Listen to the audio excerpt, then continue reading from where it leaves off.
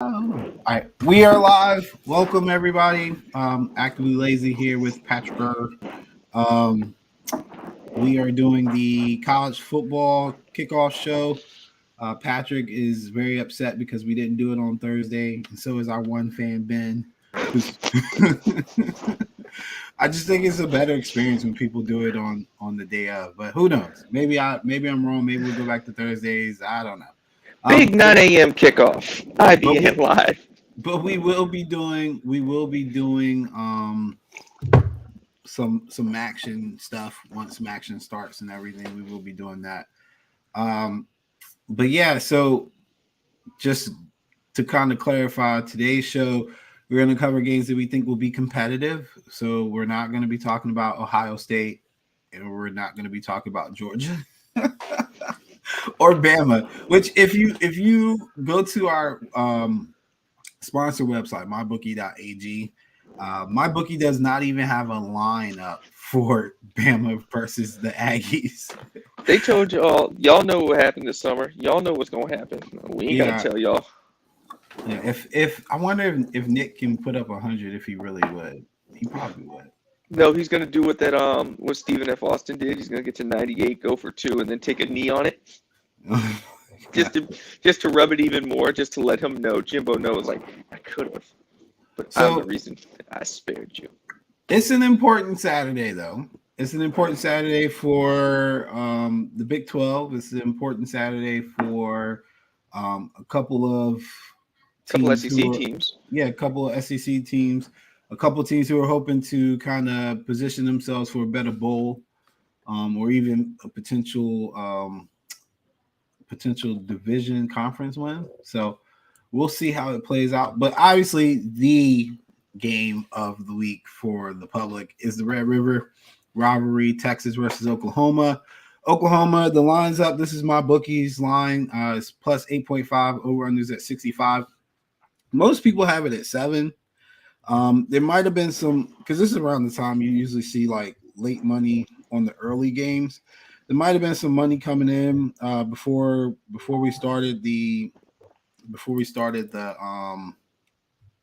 podcast that bumped it up.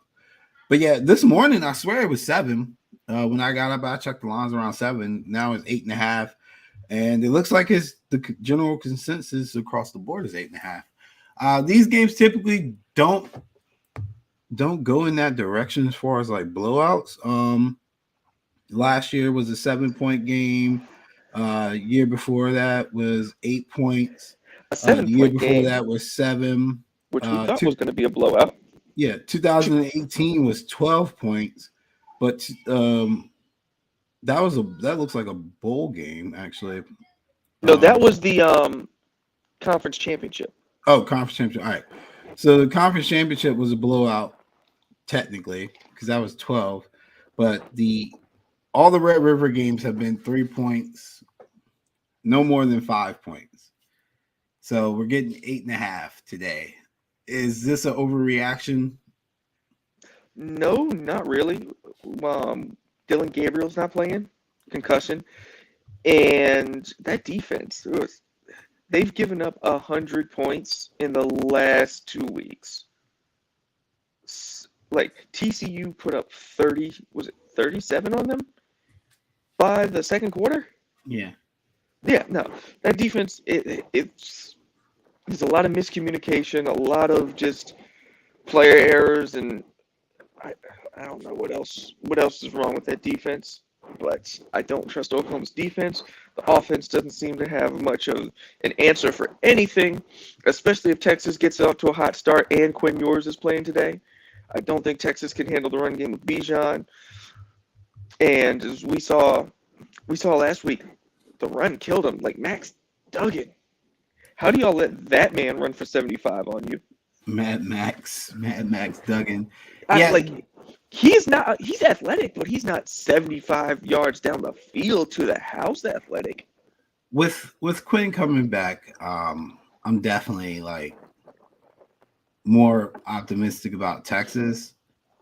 But I don't know. These games sometimes can be wild.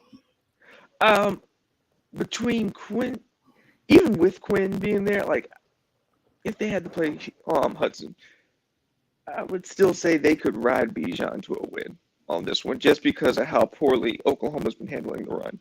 Yeah, no, I think they could. I definitely think they would still win. I'm looking more towards the number. Like, I I don't think know. Oklahoma's an unprecedented territory. They've never been this bad, especially this early in a long time. So I'll take Texas and the cover. I'm going to. I'm gonna hold off on it. Probably should have got it at 7, but then again, if I had to make it, we're doing it for the show. I'll take Texas too. I don't like Texas. it, but I'll take Texas too. Um, over under 65. If I could get like a number on Texas side, it's probably if it's under. I feel like Texas can score at least 40. Oh So yeah. I mean, anybody scored 40 on Oklahoma, which is odd to say, but yeah, no. I take the over. Oklahoma probably going to put up 20, 25, and Texas probably going to put up 40, 45. So there you go. yeah. All right. Let's get to the next game, the biggest game in the Big 12, in my opinion. TCU versus Kansas. This line has moved up to 8. The over under 69. As I said offline, Sonny Dykes is really heterosexual. I don't want to hear anything. Somebody needs, yeah, for real. If College Game Day, like some random fan needs to make that sign, that would be hilarious. When College Game Day comes to JMU, that's what we're going to put up there. Yeah, I will actually. I might just make it a special. Coastal Carolina versus JMU. But yeah, Kansas has been one of the higher teams against the spread, one of the higher teams in general. Season-wide expectations had them under 3 wins for the season. They have eclipsed that already, as well as beaten a couple of ranked teams or potential ranked teams. And they also have they're number 1 in their conference right now. TCU on the other hand is also really good against the number. Playing above expectations as well. So something has to give here. I feel like you're giving Kansas 8, man. We've already seen what they can do when they're given points from a gambling perspective. We've already seen what they can do when they're at home in the dog position. So I'm gonna stay with Kansas here. Money lines plus 200 again. It's like deja vu again. I think people are rightfully excited about TCU because they smoked Oklahoma, but I don't think Kansas is gonna lay down like Oklahoma did. Kansas won't lay down like Oklahoma did, but TCU they have a lot of firepower on that team. And Max Duggan, he's been taking care of the football really well. I think he's 11 touchdowns, no picks so far, and a couple rushing touchdowns. Yeah, Max Duggan. Sonny Dykes came in there and he fixed the problem with that man. He crossed some wires, flicked a couple switches, and he's got that offense clicking. And I just blanked on their wide receiver's name. Yeah, Richard. That over. I'm just gonna count my blessings on that one. That was one of those things where you're just happy that your luck turned around because it was not looking good whatsoever. It was a lot of mishaps. Did you catch that game last night, Patrick? I'm not trying to get sidetracked, but it was kind of wild. Houston and Memphis. I saw alerts for the comeback, and I was just like, "Holy crap, Memphis!" Yeah, it was because they were up 17-7 at half. Yeah, it was 17-7. Then at one point it went up 20-7. I think it was 20-7 going into the fourth quarter. And it just looked like Memphis was about to run away with it. And it's wild how you can see momentum change in college sports, but there's a random 100-yard kickoff return when they were down almost 3 scores. And then it was like, okay, we got the ball back. We just need to score. Memphis took their foot off the gas and settled for a field goal. Give the ball back to Houston. Houston goes on a like 2-minute drill where they converted a 4th and 9 on a 14-yard quarterback run, a broken play, and Tune What did goes Billy 14 Napier do yards. the play calling? It's wild, man. They get down the field. They score. They're down 6 now with like 55 seconds left, down 6, and get the onside kick. And then they go down the field and get the game-winning touchdown with like 14 seconds left. It was crazy. But it's just one of those things where, like in football in general, man, you gotta put people away. Like, yeah, you got to, if you have your foot on their neck, yeah, if you're up, stomp it. If you're up at least 4 scores, that's fine. But a 2 to 3 score swing in especially college sports is really a matter of one possession, honestly. With the pace that people play at, the fact that the clock stops every time you get a first down, it's not like the NFL where you can literally milk the clock. You have to put up points in college, and Memphis made the crucial error of just assuming that they had enough, and nah, which is wild because I really thought, especially with the disparity and trusting a bunch of 20-year-olds to not make a mental mistake when pressure's on. Yeah, no, you like you said, you have to put them away quick. If you're gonna put them away quick. You got to go 4 or 5 up. Yeah. But back to this game, TCU Kansas. I'm with you. Like, Max Duggan is, like, we've seen some variations of Max Duggan that's not very good. Right now he's playing like way above his expectations. I think he's got 11 touchdowns, no interceptions. Looks like white Cam Newton out there. So he's got to come back to earth at some point. And I know Kansas defense isn't the toughest, but I think they're a well-coached team, and I think that's something that should be considered in your expectations for this game. Well-coached team, a team that can run the ball, a team that has a dynamic playmaker at quarterback, but a team that doesn't play outside of their identity. Like, they know their strengths and they play to their strengths, and I think that's what makes them dangerous. I think that's why they're undefeated right now, and I think that's why they'll cover this number.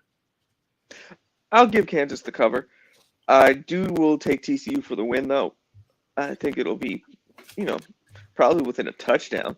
Just so y'all know, I've put $50 on Kansas money line every week, so I'm not getting off of that. Oh, that man woke up and said Rock Chalk Jayhawk. Yeah, I'm not getting off of that. I mean, it's worth the risk.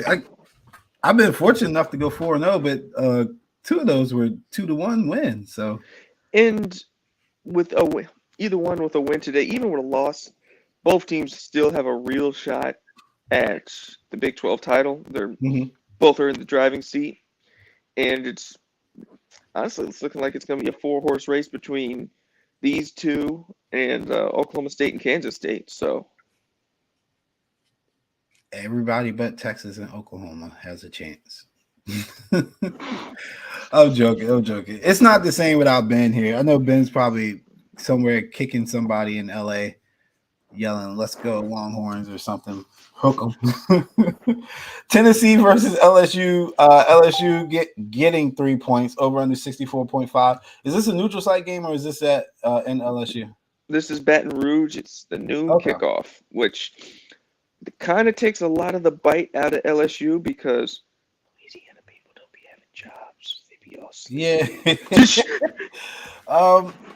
I had to say that quietly because I hate Brian Kelly, man. I'm not a fan. But if he can't cover this number, I'm gonna be pretty disappointed. I don't think they do at all. That offense looks, even though they beat Auburn last week, Jay Daniels was 8 for 20 for 80 yards. Like, what type of Iowa crap is that? Like, they barely beat an Auburn team who, I'm sorry, Auburn's trash. Auburn is, remember in Star Wars, the trash compactor that had the junk in it, that had the little slugs in it? That's Auburn. That's Auburn right now. That's funny. I mean, it would make me happy to see LSU lose. I just don't feel like this is the game they should be losing. But here we are, man. I mean, I never would have thought in the next 4 years Tennessee would come to Baton Rouge and be favored either. So yeah, but the way Hendon Hooker's playing, he doesn't really turn the ball over too, and LSU's been having some issues protecting the quarterback. The offense has looked disjointed at times. I don't care what the last 2 wins say. Like Mississippi State let LSU off the hook. We saw that. We saw how many times it was on third down with space, or on the third down when they were in plus territory, or pretty much where they had a shot for a big play, receiver drops the ball. Every time, man. Like Pretty much. on those shallow crosses, it was pretty bad. Like they were wide, pretty bad. butt naked open, like draws off butt naked open, ready to go down the street, and drops the ball. Like potential 20-yard gains, drops the ball. Why are you so descriptive with that? They were Florida open. There you go. Florida on them bath salts open. No, Florida outside and the Hurricane open.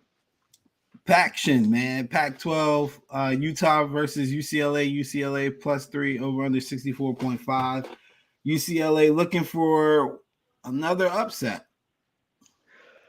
I will take UCLA. Dorian Thompson-Robinson. I want to call him DTLR so bad, like the old hood store.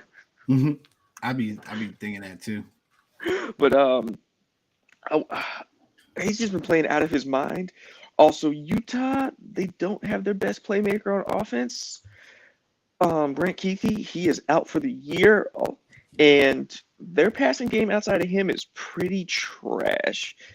Cam Rising has not looked particularly special this year. Mm-hmm. Like from what I've seen, he looks serviceable, but he's not like special. Like they were talking about him being a Heisman contender. Well, buddy, honestly, Max Duggan took your spot in the race. If we want to be honest, no, I just even going back to his passing game has been kind of just outside of like when he had Keithy the first 3 games. So they do still have a good running game, but I still think UCLA can just find a way to take points out of this. The play of the year was the scramble where my man from UCLA, the quarterback, made them 2 dudes run into each other at the goal line. That's the play of the year already, man. Like he hit him with the whoop. What did Coach 30 say? He said, "Got your homeboy running into each other. Look at you, cuddling." Yeah, cuddling. Cuddling. I mean, it was a great play, man. He's such the dynamic athlete, man. I love it. That was the coldest move. That has to be that. Yeah. He's a lot of fun to watch too. Yeah, I will say if Cam Rising does get moving, because he's as they call him, sneaky athletic. Yeah. And squirrely in the pocket. You know what they say. Mm-hmm. He can make this interesting, but I just don't think they have enough options on the outside to really move down the field as much as they need to. I feel like if you handle Penix, you should be able to handle Rising. Yeah. That's how I feel like. Like if you can game plan for as well as Penix has been playing this year, you should be able to come up with a good plan to stop Rising as well. Especially when Rising's, like I said, kind of toothless without Keithy. Yeah. And most of Utah's whole get down is that power run game. Mm-hmm. That 12 personnel run game. And if you can slow that down and not get worn out, yeah. I'm gonna take UCLA with the points. Back to you got a fan. Back to the Big 12. Is that Marcus under? Is that Marcus undercover? Yeah. Back to the Big 12. Texas Tech versus Oklahoma State. Oklahoma State favored by 9, over under 67. I mean, I continue to say that I don't It's funny because I keep reading them in a British accent. That's why I keep laughing. Well, is it Marcus? Yeah, it's Marcus. Is it really? Yeah, it is. I can't stand this nickel. Over under it is 67. I mean, Texas Tech just doesn't play that well on the road. I keep saying that, but I don't think anybody wants to hear it. Cheerios. But yeah, I mean, Oklahoma State, they They're in the position. They gotta win. They need to. They need to be impressive, and they need to leave no doubt. I mean, they did already get past the big test at Baylor, Yeah, you know. And Spencer Saunders, as much as we don't trust him, he's been better this year. I'll never trust them. Yeah, that's true. Don't trust him. I'm Big just 12 saying he's been Rattler. better. I mean, yeah. I mean, he's been better. He's not like, the walking turnover machine.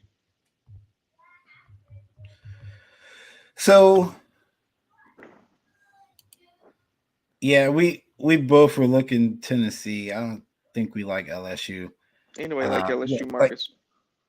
Kelly doesn't win big games either, man. I don't like it.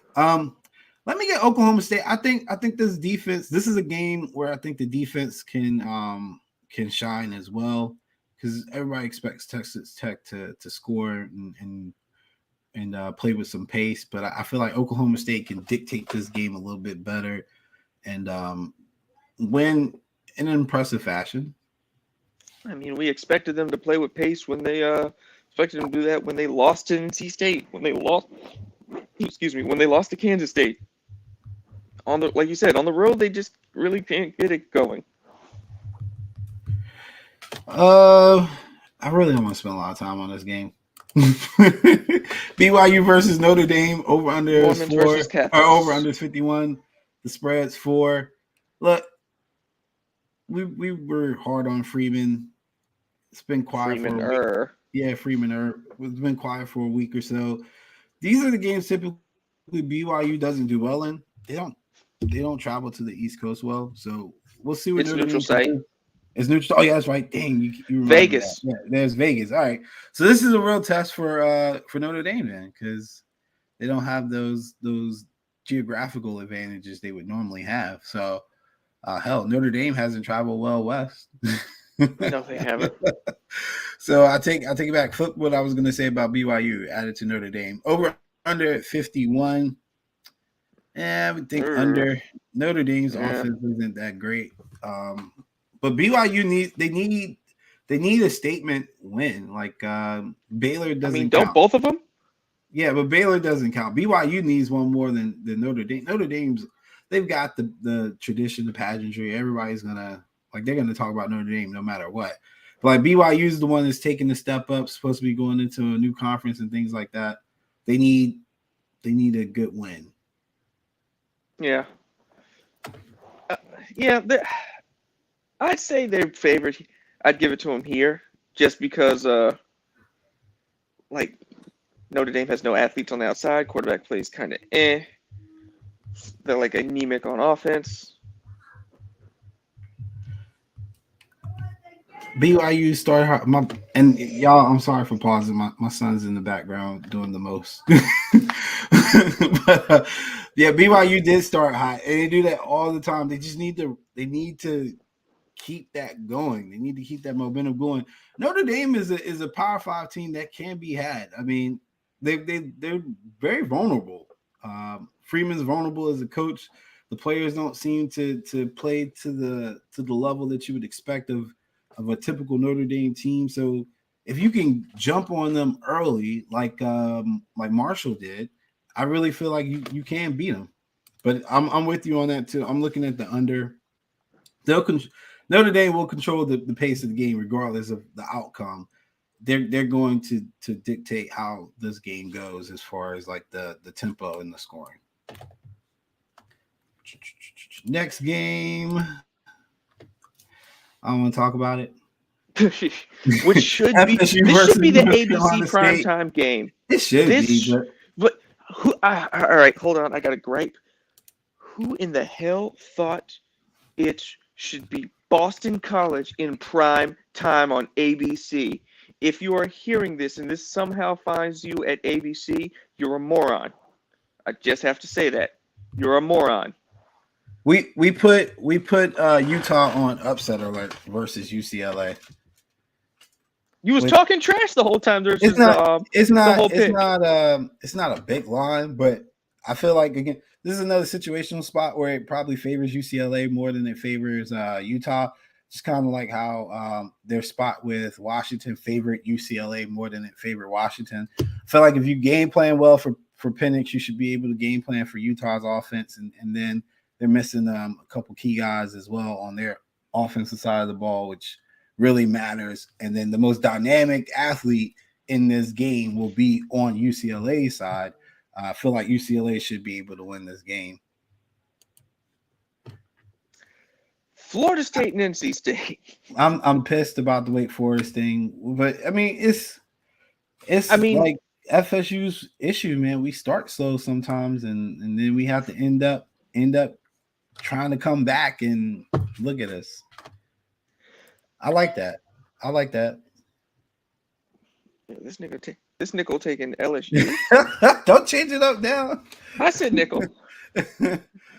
Yo, but NC State hasn't impressed me a whole lot. I feel like FSU can give them a run, man. We have to not start slow. What's NC State's biggest win this year? Is it East Carolina? Or was it Texas Tech? Depends on how you're looking at it. Either way, okay. I still think Florida State. I agree. Yeah, that's why I said ECU. It's got to be ECU. To me, it's ECU. Oh, that's sad. Yeah, no, then I'm taking Florida. I was going to take Florida State with this because, one, y'all's quarterback play is looking very good. You also, who's the 6'7" wide receiver that y'all have? That's y'all's boy's favorite target right there, especially when down in the red zone. I like his money line for real. I feel like me saying that a Florida State game is an upset alert is gonna give people biased opinions. So I didn't put them on there, but I mean personally, I expect us to win this game. I think it's a winnable game, and if we don't win, I still expect us to cover. Yeah, it'll be within that 3. This is coming down to the wire. Like NC State, they still can't run, and Devin Leary. He has not looked like last year. Like he has not been able to pick it up from last year at all. Yeah, they just seem like a flat program, honestly. I think the expectations were so high. They thought got to them already. Yeah, I feel like I think they thought it would be a little bit easier. They don't seem like they're a team that's working for it, you know? Like it's weird. Like I watched them Texas Tech. I watched them there's another game I had watched before the Clemson game, and I was like, this just doesn't look like the ECU program. Game. Yeah, ECU. That's right. Yeah, it just doesn't look like a program that is ready for that next level, like that wants to take that next step. Like hell, Kansas looks like a team that they believe that they're ready to take the next step. Like they want to be taken seriously. Like they're competing, they're executing. They look like they believe they should be in every game they play. They look like they should win every game they play. North Carolina they have State, belief. Yeah, North Carolina State looks like a team that thinks that you should know that they're good and they're better than you, and you shouldn't be competing against them. Like what? Like that doesn't make any sense. Like play, man. Like bad teams, you should blow them out. Like that's the way it should be. You beat people how they're supposed to be beat, and they're just not a team that's doing that. So I think going up against a team like Florida State, who's going to be looking for some kind of like get back, because obviously they're upset about last week, and they're talented all around, talented enough to beat North Carolina State. Yeah, and they're actually playing with some fire. Norvell's got this going in the right direction. Yeah. Wait, hold on. Oh, you almost caught me right there. I'm not praising Norvell, but the program's going okay. I'm not praising him. I say he's got it going in the right direction. Norvell, Jimmy G, they're the same people to me. Like I don't care what they do. I don't care what they do for my teams. When I see them in the streets, we got words, yo. I don't care. There's some things that are unforgivable, and we will have that discussion whenever, if ever, I meet them. Honorable mention games. What? Was it those braids? Yeah. I don't want to talk about that either. Honorable mention games. Yeah, Norvell is better than Napier. That's true. Honorable mention games. Shut up, Marcus. For my gambling purposes, my honorable mention game. My favorite play today is Buffalo versus Bowling Green. A little bit of Saturday action. Over unders at 54.5. I'm taking the over. Anytime I can get a action game that's under 55, I'm taking the over regardless.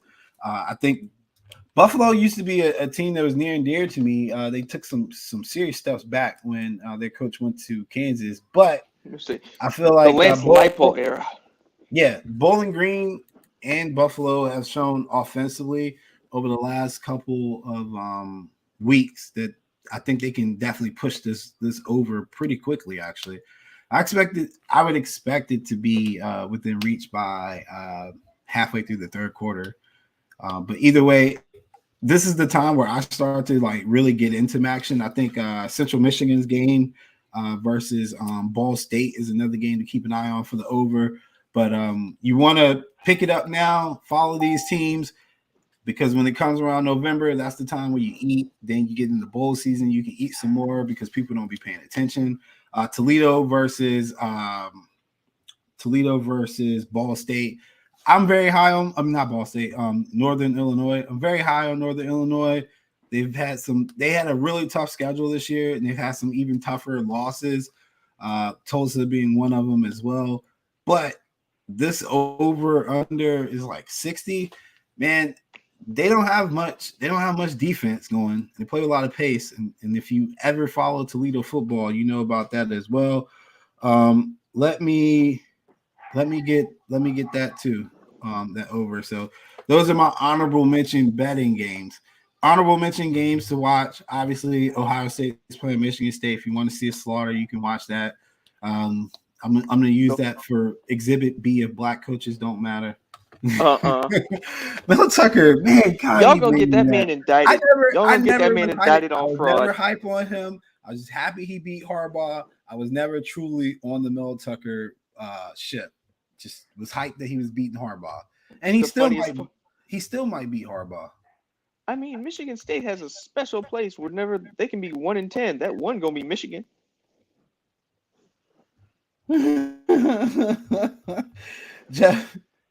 Jeff is mad at me. Look, man. listen. The best playmaker is on Utah, man. I mean, on UCLA. But I don't think we like any Pac-12 teams that like he likes all the teams that I dislike in the Pac-12 as well. He likes Utah and Stanford. I'm like, both those teams need to be like relegated to to San Diego State's division to the Mountain West. Other honorable mention game, Michigan, Indiana spreads like 22.5, but again, game you might want to peep. And then there was Auburn and Georgia. So another slaughter. Yeah. Let's see what they do. Ain't there a 28.5 line? It's 28.5 line, but I would like to see how Georgia comes out after that near scare. Go Oregon. Oregon only a 13.5 favorite to Arizona. Oregon 13.5 favorite to Arizona. Ew. I feel like that game might be interesting at least for a half. I mean, it's Bo Nix's quarterback, so he can find a way to make it interesting into the fourth. And then we would be doing you a disservice if we did not bring up the fact that once again there are gambling sites and bookies not taking action on Texas A&M and Alabama because they believe it will be that big of a whipping. So do with that what you will. I don't even know what to say about that other than I just want to see the handshake. I think Daniel said the same thing. I want to see the handshake at the end of the game. I want to see if anything gets said. I would not be surprised if they were looking like two parents at a Little League game screaming at each other from the other side of the field. No, you know what it's gonna be like? What was that 7 overtime LSU game where somebody got punched in the handshake and a fight started? Yeah. That's what's gonna be like. That's hilarious. Any games that you wanted to see? No, we covered all I want to see. Well, Arkansas, Mississippi State. Arkansas, Mississippi State. Yeah, Mississippi State at home. I don't know what the line is, but I do think Arkansas, they're trying to bounce back after, 2 straight losses. Mississippi State, pretty, riding high after beating the colors off of Texas A&M. I want to know if they can keep that going. Because, Mississippi State, very talented, also very inconsistent. And I just don't. Arkansas, I feel bad for them because they're a very good football team. They just have to run the gauntlet, Mm-hmm. and the injuries can be a problem. So, but yeah, I'd keep an eye on that one. All right. Anytime the Pirates doing something, it's always interesting. You never know what you're Absolutely. gonna get out of him. Absolutely. I'm trying to. I wish I had a money line parlay to put on dogs, but it's kind of a funny week. I'm in a take my points mood this week for college football, so don't get caught in these 3.5, 7.5, and this and that. Take your points, man. Be smart about it. And then also horns down all the time, every day, no matter what. But Sooners, it's just business, man. You know Team what the season Team looks Link like? Team Link is not going to root for you. So Oh, you know whatever what this happens. this game's gonna look like? Remember the time What? that Oklahoma let the one black dude drive the schooner Oh, wagon out front and flipped it? I thought you was gonna say it's gonna look like when Draymond punched Poole, but all right. That's gonna No, be Quinn Ewers walking up on Oklahoma's defense. ah! God, man, it's gonna be terrible. All No, right, it's gonna be when they well, let the one black dude and he flipped the carriage at I midfield know with the white girl with the they'll white girl never let running us ride shotgun. again. All right, we'll catch you guys next week. All right.